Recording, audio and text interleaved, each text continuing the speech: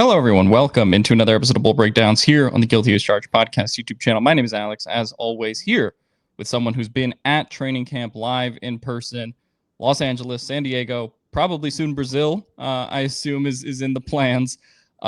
He's getting hit by O'Marion Hampton in the sled. He's out there doing all the real work, so we at home have the good content to look at. So, Kris, how is it going? It's good, man. Yeah, training camp is a grind, but it's good. It's going well. I think today will be day 8, so it's going well. Going going well.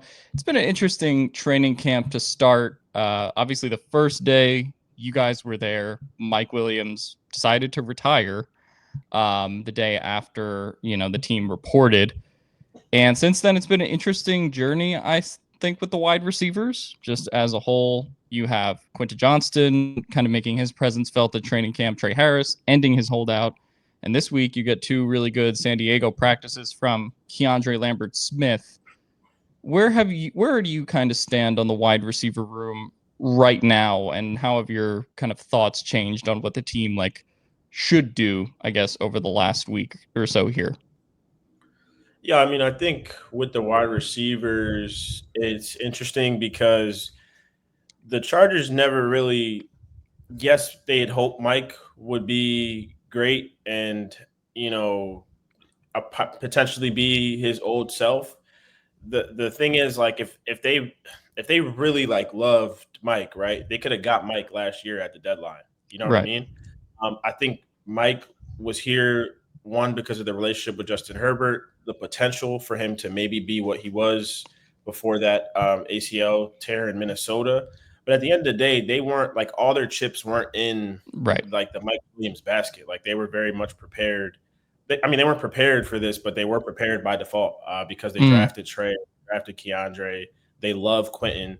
So while Mike's retirement was a shock, it wasn't like the world is falling apart. We need to go find somebody in free agency. Like, we lost this person who we anticipated being, um, you know, a, a, the guy in our offense. So the weird thing about rookies is you don't know, right? You just don't know what they're going to look like. So I mean, Keandre's looked good.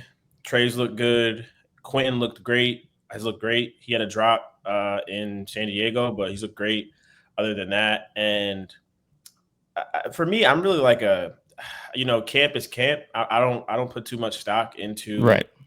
I mean, I report it because the fans love it and we're there and that's what we have to do. But I don't think camp is the best. I'm a big game guy, and I take big stock into what we see there in the regular season. So, long way answering your question to say I think the Chargers are prepared, and they're going to rely on Quentin, Keandre. You know, there's Jalen Rager in that mix too, and Trey Harris obviously. So they're prepared. You also wrote, I think, shortly after Mike officially retired, and you went on ESPN, and you mentioned, I think, Keenan Allen and Amari Cooper were the two Mhm. names that you sort of wrote about, talked about. Any feeling that there's a chance that they pursue that, or is it sort of a wait and see, and then maybe by August, sometime around there, they'll figure out, okay, this is what we have, we're going to go into the regular season, or maybe they go out and get a guy at that point. But it feels like right now they're at least kind of letting it bake and seeing where all these guys sort of fall on the depth chart. Yeah, I think they're kind of waiting for it to play out. I don't think Keenan ever really, in my just I think I don't know if I know fans really wanted Keenan a lot, but I don't know if Keenan was ever really in the cards for them. Again, Mm-hmm. anything is possible, but I don't know if he was ever um, a guy that was going to make sense just for what they have. I mean, I think again, like, they're always going to kick the tires on Right. players, like I said, at ESPN, right? So if there's a scenario where Keenan or Amari they can get at a bargain, or because they love bargains, right? Like, they love to, um, get a guy on a good deal for them. So, like I said, if there's an injury or something like that, I could see it happening where they look to get someone. But also with guys like Amari and Keenan, they are going to wait a little bit to sign because they're vets and, like, there's no need to go through an entire camp. You Yeah. also want to see how things shakes out so that you could go somewhere and immediately have a spot, right? Like maybe once the rosters get a little bit more defined. So I think it's wait and see game, on Chargers' part and on those players' part for around the league. So I'm not trying to like give you this, run circle answer, but I think it's a little complicated, like Yeah. with those guys. No, and it makes sense. And there's not like an immediate need right now. It's not like they're playing Kansas City next week when you feel like you Right. need to have your roster settled. Somewhere where they did make a signing though was running back. They signed Nyheim Hines, and obviously Najee was on the practice field yesterday. You were there. What has been your read on the running back room, and also, I guess, organizational? The Najee story has been going on since the accident and since it was, first talked about by his agent. Where do you sort of think they stand there in terms of they think he's good for week one, or is this something that you think could linger? Obviously, positive sign that he was out there at camp yesterday, but thoughts on Najee and how the rest of the running back room, I guess, has looked? Yeah, I mean, for with Najee, we really have no clue. It's I mean, we saw him yesterday with his. All we know is what we've been told, and Mm-hmm. generally, like what you are told by an agent or a team, you take with a grain of salt. Yeah. Like you know what I mean. You report it, but again, like we're reporters, so our job is to like figure out, is this the case, right? So which I think we're all trying to do. We're all trying to see what is the extent of that eye injury. They describe it as a superficial injury, so kind of surface level. Is that the case? I mean, Najee seemed in good spirits yesterday. He was interacting with the fans, and I think the fact that we saw him come out on the field is a great sign for his status. I mean, I will say that while he's been gone, Marion has looked great. He always just looks the part of, not only a first round pick, but a guy who can potentially have a great year. Kamani's also looked really smooth. He's just a smooth runner, and from drills. And then Jarrett Patterson, I mean, he had the most explosive run of camp so far. He had a great camp last year. He made the 53 before they signed Hassan and moved him to the practice squad. And Hassan is always going to be that, he's like a big special teams guy. He had that big touchdown, I believe, against Denver last year, where Justin kind of dished it Right. off to him. And then Nyheim, he just got here, so he's been good. He had a nice run, and Raheem Sanders has been hurt. So I think the running back room behind Najee and Omarion is going to be like a big competition, because you probably think they keep four, and who that four is, I think is a big question mark. And those four guys: Kamani, Hassan, Raheem, and Nyheim. Is that 4 or 5? Yeah, and that would be the four competing for two probably the 4 spots. competing for 2 spots. Yeah, so those 2 spots are for sure, I think, will be a fun competition. Yeah, it feels like Kimani, as long as he shows the blocking aspect, like should be on the roster, right? Obviously taking first team reps right now with Najee not practicing. So it feels like we can slot him in as RB3. I know obviously a lot of people thought maybe Raheem Sanders could take his spot, but kind of tough at this point if you're a UDFA and you're sort of already a little behind in camp, so to speak, in terms of getting these reps. So I guess we'll see kind of how that plays out. Mm-hmm. Yeah, I mean, with the backs, I would say is the thing about Chargers camp specifically is it's different from, well, not Chargers camp, Jim Harbaugh training camp is different from any other camp in the NFL. Like these guys are like pretty much barely playing like real football. So while Raheem missing time is definitely hurting him, if he's available to play in the game, like that's, I mean, even Jesse talked about it yesterday. Like the games are where a lot of stock is put into, because we're barely playing real football. So while he's behind, he's still, I wouldn't say like he has no shot. Still certainly a chance. Yeah. My only thing with that is I'm curious, because they also signed Hines too, and you have Hines and Hassan, who are both like proven Hassan, in his case, blocking and special teams, and Naheem obviously has a big special teams, background from his time with Buffalo and the Colts. So I'm curious if Rocket obviously has a couple preseason highlights, if he plays in the Hall of Fame game next week, and then certainly things can turn around. I'm curious if he can sort of beat out some of those old, more veteran guys than him that are in that room. But maybe he can. Obviously, he was like the top of their undrafted free agent class. So I still think there's a chance there. You mentioned earlier what the Chargers tell us. One of those other situations is the Rashawn Slater contract, which is kind of going on right now.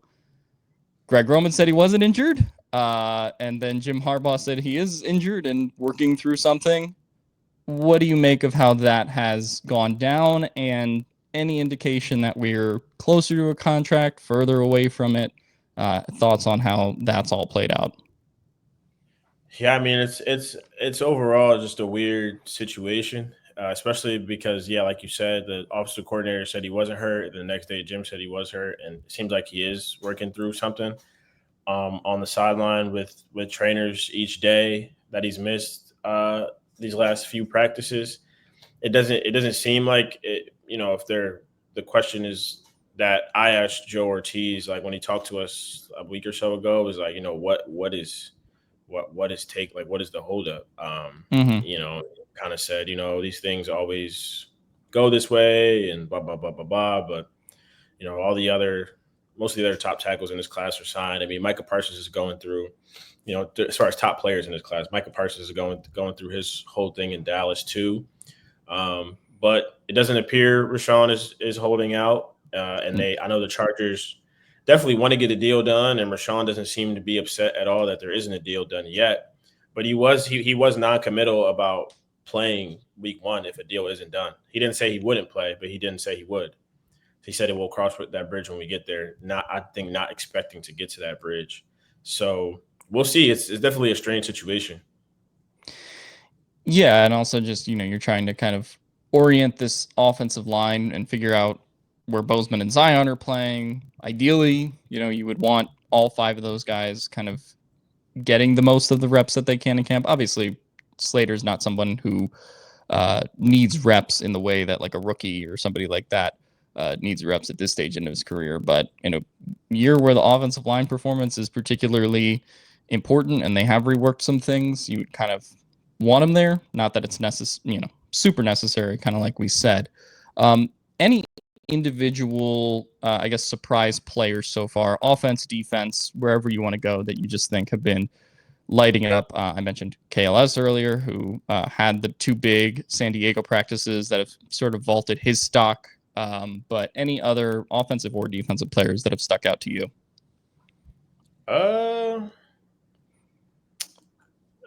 Not really. I think it's just Keandre, to be honest. I mean, Triquez has had like a bad day and then a really good day. So he's kind of, he's like even, I would say. I think Keandre, like if there was anybody that has surprised me, no one else really. Like I said, it's that I don't want to like again downplay it, but I'm also not gonna like exaggerate like what I'm seeing, right? Like they're barely playing football. Like like the Chargers camp is not like it's not like it's a different kind of camp. Like they're really trying to ensure that guys aren't getting hurt. So for me to like, for example, like interior play, it's like it's nothing. They're not playing except for a 9v7. The 9v7 drill yesterday was the first time we kind of saw them kind of locking in, pad to pad. Like you heard, it felt like football for a few seconds. Mm-hmm. And Tier was explosive there. Dan was explosive there. I kind of wrote about that. But once you see the joint practices and the games, we'll see guys. But like, yeah, it's Keandre. The DBs can't even like they could barely play through. Right. Ball at this point. So practice right now is definitely Keandre. Triquez had a great day. Second day in San Diego, he picked off Justin with like a one-handed kind of tip to himself. Jasir had a good day too, San Diego. Second day, he had a good day. But yeah, KLS and I guess Jasir then have been impressive. It's early Yeah, though. very very early, and it is kind of fun, like you mentioned. The training camp, these guys sort of can get into it and accidentally light up a play. There was the Troy Dye, Kimani Yeah, Vidal situation where they they got a little lit up there. But I think yeah, KLS is a player where I think they're going to learn more about him, in these preseason games to some extent. Like, how is he dealing, with the other teams sort of pressing him, making more of a note of him, rather than some of these practices. That is kind of what it feels like in terms of what is he for the Chargers this season. But yeah, we've talked a lot about the wide receiver room, but obviously I kind of buy that like KLS can be a deep guy for them in theory, but like it's going to take a while to get to, can he take over sort of like the old Jalen Guyton role? Can he do some of those things? I believe it's possible, but you're sort of banking on a 5th round pick to do that. Any other stories? The big one is the center battle. Obviously, kind of like you said, they just put on the pads. There's not a whole lot on the interior to analyze yet. Level of confidence in sort of what they have and Bradley Bozeman and Zion Johnson right now in the interior offensive lineman room, and is there any indication sort of on if we are closer to a decision, sort of being made there? Because I look at the schedule and Kansas City week 1, Chris Jones, Denver week 3, the Denver defensive line. And you do have still Max Crosby making trouble with the Raiders, even though Christian Wilkins isn't going to be there. He creates ways for those Raiders to get pressure. So I am a little worried about where the interior is right now. What say you in terms of how you've been perceiving that situation so far? yeah. I mean, I think with center and guard, it's an interesting strategy, like to just swap the guys. It seems. I mean, yeah, it's interesting that they did that. I mean, Greg Roman's explanation kind of to me, kind of analyzing what it kind of sounded like they really like Zion. They think he's one of their best 5, but they think he's better suited and he's more skilled in terms of because he can call stuff. He does a lot of impressive stuff in the run game, and they really want him on the line in some capacity.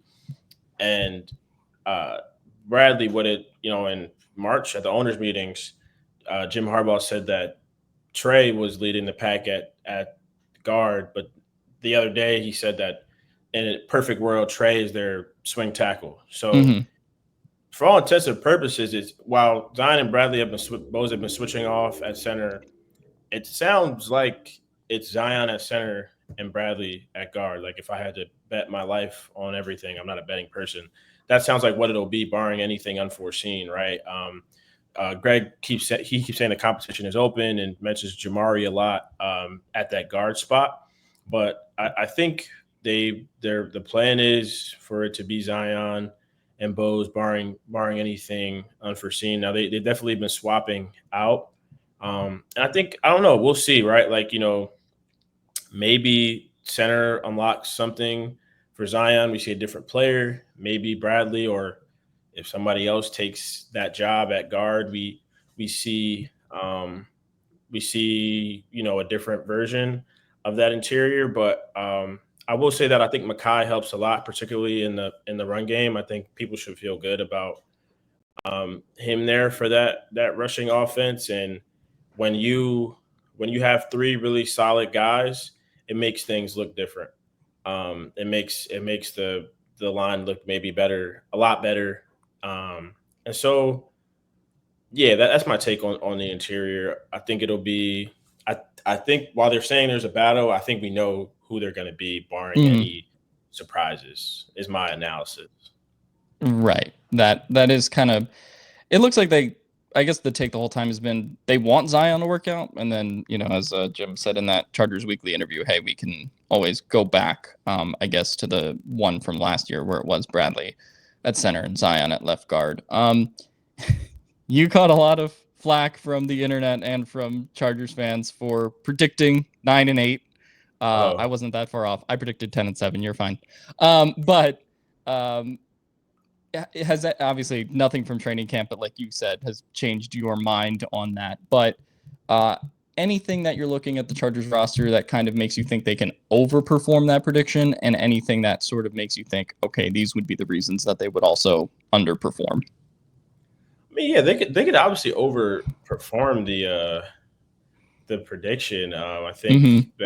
I don't think like they're gonna win 8 games. Like I think they'd win 9, and I think that because in my opinion, I think Denver got a lot better on defense. I think they got a lot of additions there, and I think the Chargers got marginally better. It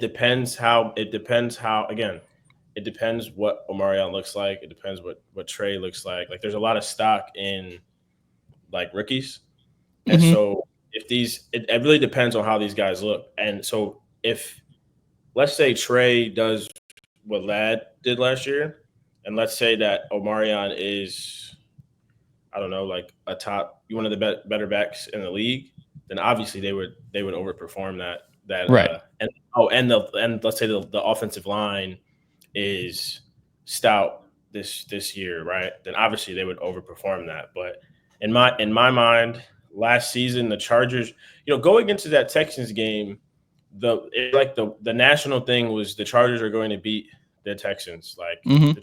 they're going to. I never thought that. Like I always thought that they were going to lose in Houston, or it would be a close game. Like the last season, the Chargers were very much like a team that beat up on the bad teams Mm-hmm. and lost to the good teams, except for Denver. They swept Right. Denver, who was a good team last year, and they swept them. And pretty much against the good teams, more often than not, they lost, and they lost handedly because of their offense for the most part. Because they just couldn't get anything going like that. Like the Tampa Bay game stands out to me a lot. The Chiefs games were competitive, obviously. The Bengals are another solid team that they beat. I don't think the Bengals, that was a good win. But yeah, I think the Ravens, like obviously the Ravens were one of the better teams in the league, but I think their schedule's tough. The division got better. They got better. Also lost some stuff on defense. So long way to answer your question. I wouldn't be surprised. Like if the Chargers win 10 games, or I wouldn't be like, Mm. I just think they win. I just think they win 9. Like Yeah. you know what I mean? I think Yeah, that's perfectly okay. yeah. But Like I don't think they're like people, a I bad think there team. is a reaction to people just saying, "Oh, well, they were 11-6 last year," but it's like if you look, like you said, deeper into the context of like what that was, right? And old man Kirk Cousins game, the Jameis Browns game, right? The Rattler Like game. Like like the there Fal- are these, like look, the Falcons, they had no business winning the Falcons game. yeah. There's no, like if Kirk Cousins is even like, I mean if they benched him that day, like like Kirk Cousins threw 4 picks and a pick six, and the Chargers won what, 17-13? I think so. Yeah, that's crazy. That's crazy. That's crazy. I agree. That is crazy. You know what I mean? Like it's like stuff Yeah. like that. Like where I'm like, I don't know. So I told people like feel free to call me out if they don't. Yeah. No, and I think the flip side of that would be, they were in both of those Chiefs games, right? I guess the other one, the one where Herbert was hurt, right? Like that was probably one that they shouldn't have been in, but they were kind of pesky for a while, and then there was the one later in the year where they lose on the field goal at the end. So like I do think there's an upside for it. They can be competitive with those teams, right? And it, like you said, if Omarion hits his upside, Trey hits his upside, now you're talking about something that looks a lot better. If they, maybe they're not a number 1 or number 2 defense this year, but if they're even top 5, top 10 still, like plus an offensive improvement, I think that is like the upside case. But, we have talked on this show about the offensive line, how that's looking, and as well as like, just some of the training camp storylines that have been coming through. And it's like, from Mike's retirement, even though they weren't expecting a lot, like what is this team realistically offensively? And that's still the question that I think has to be answered. And like you said, I kind of liken them to like the 20, like the upside case is like the 2016 Cowboys, almost, right? Like they got Zeke, they got Dak, immediate like improvement to that offense, and that's kind of what I think they're hoping for. Like we said from Marion, Trey, Gadsden, KLS, like if you got a lot of rookie players that are immediate floor raisers, then you can go like pretty far, right? But I do think definitely questions to be asked on the defensive side of the ball. Let's finish there. Number one or number two defense by a lot of counting stats last year. Like you said, they have played bad teams, but still took care of business. What's your confidence level in this defense that is a little different? No Joey Bosa anymore, who has left, and just kind of a retooled unit. No Poona Ford, who left to the Rams. What are kind of your impressions of, obviously not a lot to gauge from training camp so far, but just what they put together roster wise and whether Minter can kind of put together another big season on that side of the ball again? Yeah, I think a lot of it depends kind of on that interior, because Puna was such an essential and crucial part of what made this defense work last season. And I do like Tierra Tart a lot. I think Tierra was great last season. I think he's really impressive there. And like I said, in the brief time these guys have been hitting, he's been impressive. You got, Jamari, who they just drafted, Naquan, Deshaun. There's Justin Eboybe, who's working in last year. In his second year. So to me, I think in my mind, I think Dayon's going to take a step. I like what they have at safety. I like, Dermot at nickel for the most part. Is what they're going to do, and obviously have him floating around. And at cornerback, there's a little competition, but I think in my mind, I look to the interior for their defense. I think that is going to be a big determinant in how well they play this year. I think that's the thing that I'm looking at. I think that Tier's a good player, and he'll be the focal point there.